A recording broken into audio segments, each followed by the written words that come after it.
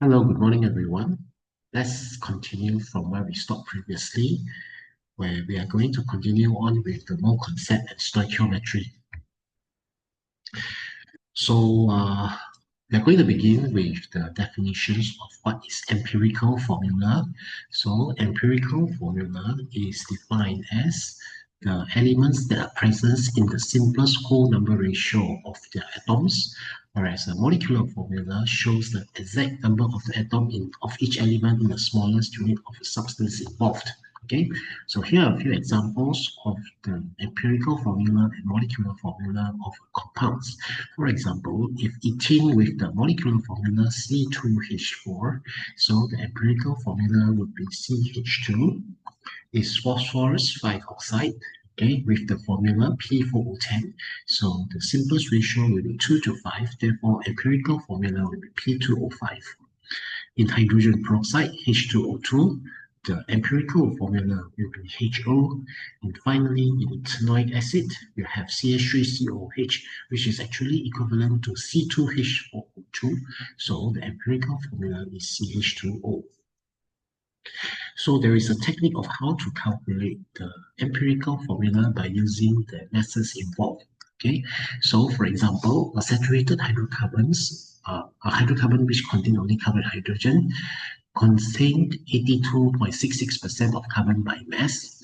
So what is its empirical formula? So you have to build a table that consists of carbon and hydrogen. Then you calculate the masses, you given by the masses as if they are 100%. Then you calculate the mole, so 82.66 divided by 12.0. For hydrogen, 17.34 divided by 1.0. So you get 6.89 and 17.34 respectively. And you calculate the simplest mole whole number ratio. So you divide 6.89 divided by 6.89 equals to 1. 17.34 divided by 6.89, you get 2.5. So we cannot keep the decimal points in here. So what we have to do is you multiply everything by 2. So therefore you get the empirical formula as C2H5. So number 2, what is the molecular formula given the molecular mass of the hydrocarbon is 58.0? So when this empirical formula was factorized by a certain factor of n, it will be equivalent to the molecular formula which consists of that molecular mass. So in this case, if you have C2H5 multiplied by a factor n, the whole molecular mass will be 58.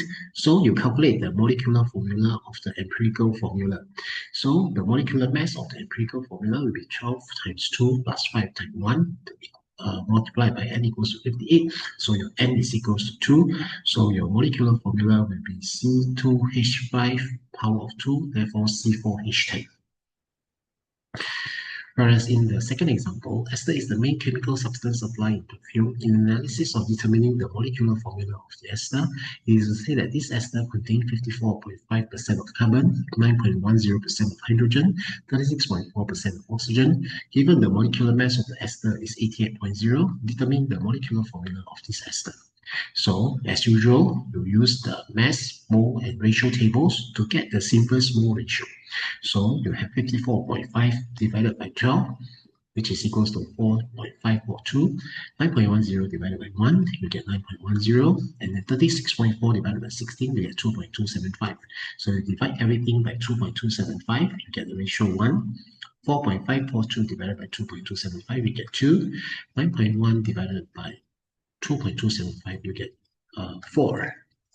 So as a result, the empirical formula for this ester is C2H4O. So when you multiply with a factor n, it will be equivalent to the molecular mass, which is 88. So you find the factor n by finding the molecular mass of the empirical formula. So you get n equals to 2. So as a result, your molecular formula is C2H4O multiplied by 2. So you get C4H8O2.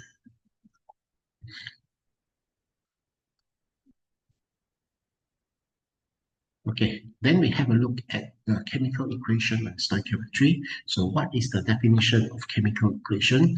Chemical equation is defined as the equation uses chemical symbols including the state of matter to show what happened during a chemical reactions. A balanced chemical equation show how quantitatively the quantities of the reactants required to form the certain amount of product. Okay, let's say if you have carbon react with oxygen, you form carbon dioxide. Two sodium react with one chlorine gas, you form two sodium chloride. Nitrogen react with three hydrogen to form two ammonia. Potassium bromide react with lead nitrate to form lead bromide and two potassium nitrate. Glucose react with 9 oxygen to form 6 carbon dioxide and 6 water. Iodine react with hydrogen to form 2 hydrogen iodide. So these are the examples of balanced chemical equation, and students, you must be very good in balancing the chemical equations. So in combustion, which is the reaction with burn with excess air, specifically oxygen, chemical equations for the chemical substance, the general guidance are given below. So for example, when metal burn with oxygen, it usually forms metal oxide. For example, when lithium burn with oxygen, you form lithium oxide. When magnesium burn with oxygen, you form magnesium oxide. When aluminium burn with oxygen, you form aluminium oxide. If titanium react with oxygen, you form titanium oxide. So the formula of this oxide is back to when we discussed about the ionic compound, such as, for example, if you want to calculate if you want to find out what is the formula of the lithium oxide. So if you still remember, you have Li2O. So you cross in here, so that is why you get the formula of lithium oxide is Li2O. And for nonmetals, when burned with oxygen, it forms nonmetal oxide, specifically at the highest oxidation states. So when carbon burned with oxygen, you form carbon dioxide. Hydrogen react with oxygen, you form water. P4 react with 5O2, you form P4O10. Sulfur react with oxygen to form sulfur dioxide. And for organic compound, when burned in excess air, all of them will eventually form carbon dioxide and water. So for C4Hy plus X plus Y over 4O2 give XCO2 plus Y over 2H2O. If CXHYO plus X plus Y over 4 minus half O2, Y minus half, because in here you already have one oxygen inside the organic compound, so you need to minus off half of this oxygen, which is equivalent to one oxygen. So that is why you have this formula.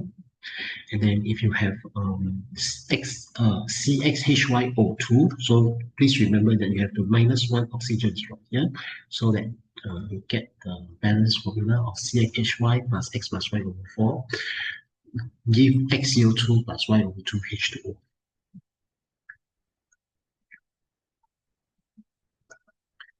Now, stoichiometry is defined as the relationship between the relative quantities of the substance taking part in a reaction to form a compound, typically the ratio of the whole integer. For example, when aluminium react with oxygen to form aluminium oxide, as we discussed just now, 4Al plus 3O2 give 2Al2O3. So in short, it says that you require 4 aluminium atoms to react with 3 oxygen molecules to form 2 aluminium oxide compound. So what stoichiometry tries to explain here is quantitatively, if let's say we say that we have 4 aluminium atoms react with 3 molecules of oxygen to form 2 molecules of aluminium oxide. What happens if you have now 6.02 times 10 power of 23? So you require 4 of 6.02 times 10 power of 23 with 3 times 6.02 times 10 power of 23 to produce 2 times 6.02 times 10 power of 23 of aluminium oxide. So in short, we can say that 4 moles react with 3 moles to form 2 moles of aluminium oxide.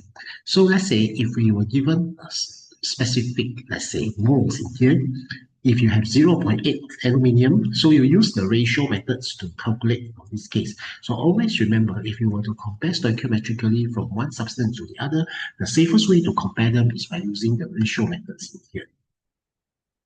So if you have 0.8, you require 0.6 mole of O2 to form 0.4 mole of aluminium oxide.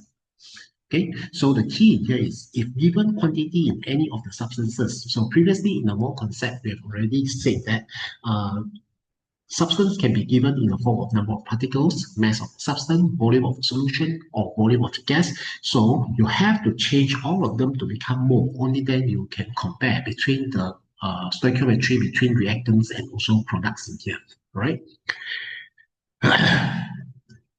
Another examples that here are a few examples that we are going to show you. So based on the examples above, calculate the mass of aluminum oxide formed by 0.355 gram of aluminum which is burned in excess air under room temperature pressure. So you have a mole of the aluminium is equals to mass over atomic mass. So you get 0.355 divided by 27.0. So you get 0.01315 mole. Then, since 4 aluminium require 2 aluminum oxide to form 2 aluminum oxide, this means it here. So the ratio is 4 to 2. So in other words, so it's 4 divided by 0.01315 equals to 2 over x. So your x will be equals to this. Okay, so that is how you get 2 over 4 times 0.01315. So when you press your calculator, you get 0.006574. So we multiply by the molecular mass of the aluminum oxide. So 2 times 27.0 plus 3 times 16.0. So you get 0.671. Number 2, calculate the number of aluminum metals atoms to require to burn exactly 488 centimeter cube of oxygen gas. So under room temperature pressure, given the molar volume of gas is 24,400 centimeter cube per mole. So you have mole of oxygen is equals to volume over molar volume. So you have 48 divided by 2440, you get 0.02 mole. So since all 3 oxygens require 4 aluminum to react, so the stoichiometry is 4 to 3 times 0.02. You get 0.02667, when here similarly the ratio of aluminium to oxygen is 4 to 3. So if you have 0.2, so what is your x in here? So that is how you get this one. Okay. Okay. So particles of aluminium, so you mole multiplied by the Avogadro constants. So you get 0.2667 multiplied by 6.02 to the power of 23. So you get 1.61 times 10 power of 22 particles of aluminium in here. So the next examples is the reactions of nitrogen and hydrogen gas to form ammonia under the equation below. So you require 1 nitrogen react with 3 hydrogens to form 2 ammonia here.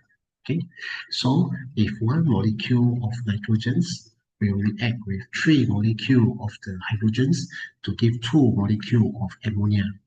So imagine if they were in mole, so you should have 1 mole of nitrogen react with 3 mole of hydrogen to give 2 mole of ammonia.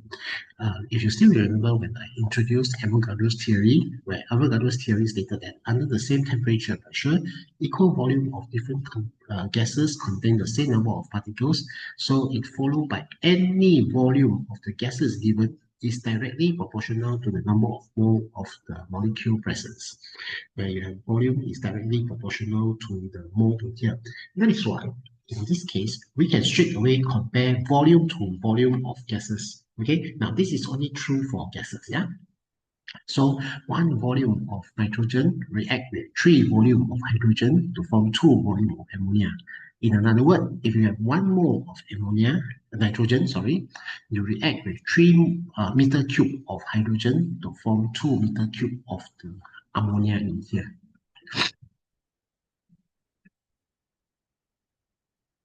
So here are a few examples. Calculate the volume of ammonia formed when 20 centimeter cube of nitrogen is used to react exactly under the standard temperature pressure. So according to Avogadro's law, since 1 nitrogen forms 2 ammonia, so volume of the ammonia is 1 to 2, so 2 times 20, you get 40 centimeter cube. So if number of the hydrogen molecule, according to Avogadro's law, 3 hydrogen form 2 ammonia. So volume of the hydrogen is 3 over 2 times 8,400. You have 12,600. So you divide by 24,400 here. So you get 0.5164 mole. Then you calculate the number of particles for hydrogen, 0.51464 multiplied by 6.02 times 10 to the power of 23. So you get 3.1 times 10 to the power of 23 hydrogen molecule. So this is a few examples that I will lay out for you to calculate the mole concept. Okay, so for the last part of this video, let's together have a look at in an experiment to prepare copper 2 nitrate. 20.0 gram of the copper 2 oxide powder is added to 100 centimeter cube of nitric acid. 2.0 mole per decimeter cube solution. So after boil, nitric acid is added to copper 2 oxide powder to produce a blue solution of copper 2 nitrate. So with some black precipitate remain. So what does it mean in here? I'm going to share you a video so that you can imagine easily of what's going on in here. You give me one moment.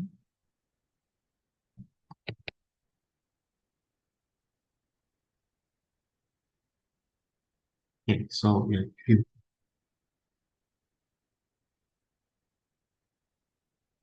you can imagine, this is what's going on in here. So in here, we are going to witness on how when we add excess when we add excess copper oxides inside the boiled nitric acid. Okay, so you can see that the solution turns from colorless, starting to become pale blue. Okay, and the concentration of the blue color in here will increase. Okay, now you can see that the color of the at the base here, the solution has become dark here. So it dark here indicating that the copper oxide is already in excess in here. Okay, right.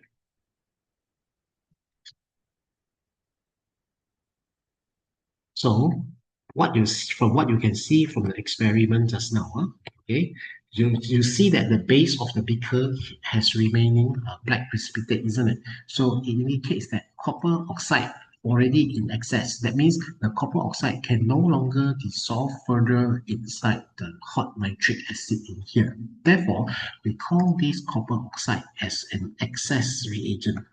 Okay. What is an excess reagent? Excess reagent is reactant present in quantity greater than necessary to react. And then therefore, in this case, since the copper oxide can no longer be dissolved inside nitric acid, therefore we call nitric acid as the limiting reagent, where limiting reagent is the reactant that is used up first in the reaction. So quantitatively, a limiting reagent or excess reagent can be determined by using the mole concept. So in this case, mole for both copper and nitric acid were calculated. So if we have 20 gram divided by 64.0 plus 16.0, you get 0.25 gram. So for mole of nitric acid, we use MB over 1000, you get 0.2. Now let's have a look together.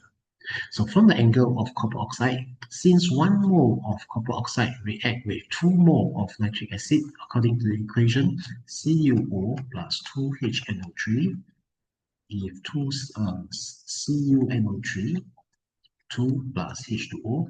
So the ratio is 1 to 2 in here. So if you have 1 mole of copper oxide, you will require 2 mole of nitric acid. So if you have 0.2, you require 0.5. So back to here, do we have 0.5? No, we don't have 0.5 here. So the nitric acid is calculated as less than 0.5. So therefore, it will be extra in here. Hence, we call copper oxide as the excess reagent.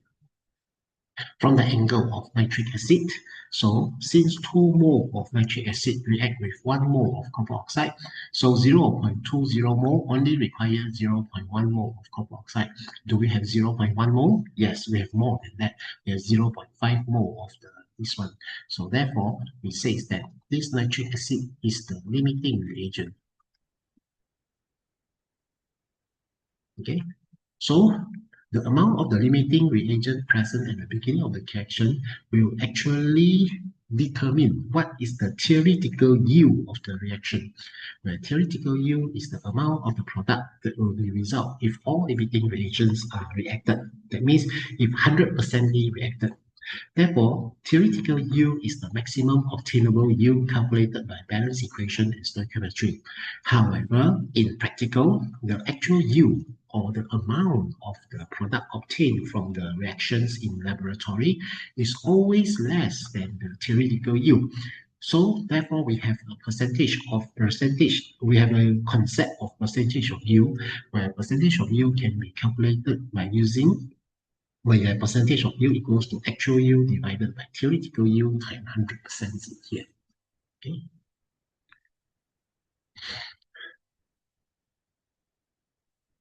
Okay, so there are many reasons for the difference between the actual yield and theoretical yield. A few reasons may be possibly where, number one, the reactions may be reversible, therefore do not proceed 100% from left to right. Different condition of temperature and pressure, because under different circumstances, the amount of yield formed may also be different. There is also a possibility to form other side products. So probably in copper, you might form copper 1 nitrate, you never know, with different oxidation state. And then there may also be reason that the reaction is incomplete. Okay, so maybe you have not heat enough or reaction occur in a short time. So these are the factors that might affect the percentage of yield in yield. So the percentage of yield from 1% to 100%. So chemists strive to maximize the percentage of yield in the reaction. So that is why we always look for the way of how to get as much product as we can. Okay. All right. So with that, that is all the part 5 video. In the part 6 video, I will going to explain the examples inside the solutions guide. So with that, that's all for our recording. Thank you very much.